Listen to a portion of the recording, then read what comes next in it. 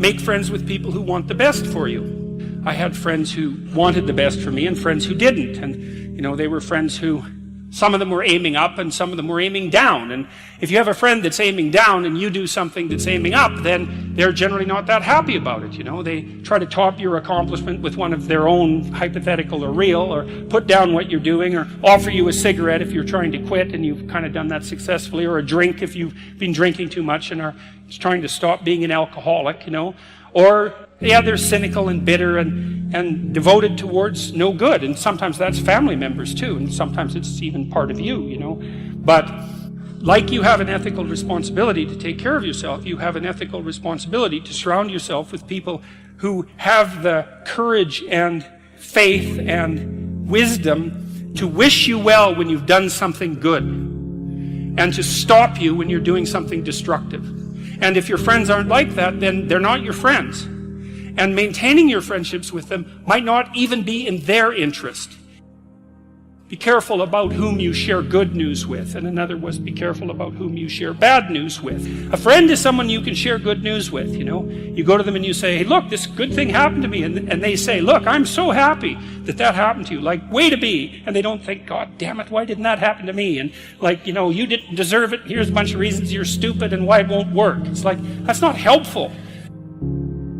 Carl Rogers, who's a psychotherapist, he had this idea that what he would manifest towards his clients in therapy was unconditional positive regard. And I've always had trouble with that because you don't treat your children, for example, with unconditional positive regard. You mean, so no matter what someone says, you're saying, yeah, that's a good idea? Yeah, that's why it's tricky. Well, what he didn't articulate it, I think, as well as he might have. What you want to do is, for your child, is that you want the best for the best in them. That's what you want. And that's what you want from people that you surround yourself with. Now, they'll hold you to a high standard if that's the case, right? Because whenever you degenerate in any of the multiple ways that you're likely to degenerate, they're going to whack you on the back of the head and say, clue the hell in. You're demeaning yourself. You're less than you could be. And there's real judgment in that, and it's harsh. But with friends, it's the same thing. You want friends. They're not friends if they're not these people.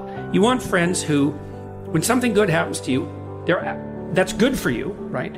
They're happy about that. They're not all bitter and resentful underground and saying horrible things behind your back and telling you how they did something that was better and trying to drag you down. It's that's not helpful. And then when something bad happens to you and you go to them and you say, look, this terrible thing happened to me. First of all, they don't try to top it with some horrible thing that happened to them because they don't have the patience to listen. And second, they're not secretly gloating about the fact that catastrophe finally befell you. It's they're actually hurt by it. And that chapter is an injunction. It's take a look at the people that are around you. And if they're not on the side of what's good for you, then walk away. Because, well, first of all, that's best for them too. If you put up with that, all you're doing is enabling it. It's well, it's okay that you mistreat me in a way that's harmful to me and everyone else. It's actually, no, that is not okay. It's not the least bit okay. That doesn't mean you shouldn't try to help someone when they're down. That's a whole different issue.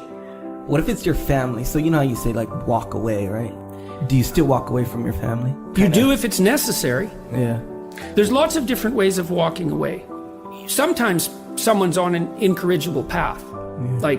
There's just nothing you can do. Maybe they're aiming down and they're bitter and everything they do is to produce misery, virtually everything. And you have to detach yourself from that. It's I always think about it from the perspective of a lifeguard. So if you're training to be a lifeguard, one of the things that you're trained to do is to approach someone who's drowning and panicking. And the way you approach them is you put your foot out between you and them and you push forward with your hands with your foot out. And you basically tell them if they're flailing about, you say, look, I'm here to help, but you have to calm down. And then if they cling to you, in panic, you push them away. You think, well, that's pretty damn cruel because what if they drown? It's yeah, what if you both drown? That's not helpful. You're there to rescue them. They take you down. You're both dead. It's fail, right? It's well, it's the same with someone in your family. It's if they're on a downward path and you've done your best, you've made your efforts, and they're not paying attention. They're not changing. They say, yeah, well, I'll quit doing this. Yeah, I'll quit doing this. They tell you the same story over and over and over. It's a downhill path. You don't trust it. At some point, first of all, you stop offering your words, if you're offering words of wisdom to someone in the genuine attempt to help, and they treat that with contempt, then shut up, because you're demeaning your words by throwing them away. You think, well, how do you help someone who's aiming down? Well, sometimes you help them by walking away and saying, look, you're aiming down so hard, despite the fact you're my brother, man. It's like, this is killing me. You're aiming down so hard, I'm not coming along with you. And the reason I'm not is to tell you in no uncertain terms that what you're doing is so terrible that I will even violate our kinship to oppose it. And maybe it'll take them 10 years to wake up to that, And so that can be the case because, people often have to be hit so many times before they'll learn. You see that especially if someone's addicted or otherwise pursuing a pathway that's like seriously downhill. So why should I think that you're actually trying to change? You tell me the story that you use to justify your own idiocy to yourself. And then you tell it to me and you demand that because I'm compassionate, I accept it and therefore validate your excuse. It's really hard not to get tangled up in that, right? Because if someone who's really in rough shape is telling you about why they're suffering, first of all, they're probably about half right in their story. But some of it's justification and excuse and blaming and all of that, failure to take responsibility.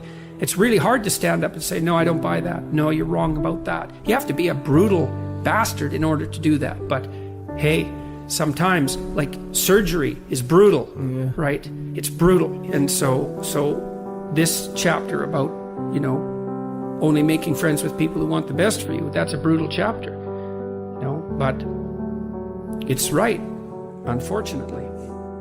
Here's how you know if someone's your friend. You can tell them bad news and they'll listen. They won't tell you why, you're stupid and why that bad thing happened to you and how something worse happened to them once and, derail the whole conversation. You can actually tell them bad news and they'll listen. So that's a good thing. And then this is a weirder thing. You can tell them good news and they'll help you celebrate. And that's a really good way of deciding who you should have around you. Because if you have someone around you, something good happens to you and you're kind of afraid to even admit it because, God, something good happened to you. You let that be known and it'll certainly be taken away. So, you come out and you sort of tell someone half-heartedly that something good happened to you and they give you a whack and then talk about, the great thing that happened to them 3 years ago, or worse, the great thing that happened to someone that they knew 3 years ago. It's like, go away from that person. They're not helpful to you. You are obligated not to associate with people who are trying to damage the structure of being. Your being, the family being, social being, all of that. It's like, no, wrong, move away. And you think, well, that's cruel. It's like, it's not cruel. You're sending a message. This sort of behavior is not to be tolerated.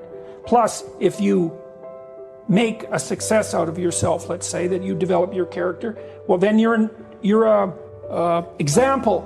And at some point, maybe that's what that person is going to need, is an example. Maybe they'll hit bottom and think, oh my God, I'm not on the right path. It's like, there's an example I could follow. So, and you can't justify it by compassion. And the other thing, people don't exactly understand that it's okay morally to choose people that are trying to help you be better and to shy away from people who are going to drag you down. So you're not morally obliged to go down with someone else's ship. Now you think that's pretty harsh, pretty rude. You can't abandon a friend in need. That's not what I'm saying. I'm saying that it is appropriate for you to look at your social surround and to make decisions. If you have a person who's hurting you and who won't quit and who's pulling you down, it's like, that is not necessary. You are not obligated to do that. You go with people that are trying to elevate you. You got to surround yourself with people who want the best for the best part of you. You can hang around with weasels and losers that are trying to pull you down to justify the fact that they're spiraling downhill as well. And the upside of that is you don't have to have any responsibility and you can all whine about how wretched life is, so that's pretty attractive. But I would say it's also a bad medium to long-term plan. And so it's acceptable and desirable to try to surround yourself with people who are facilitating your development.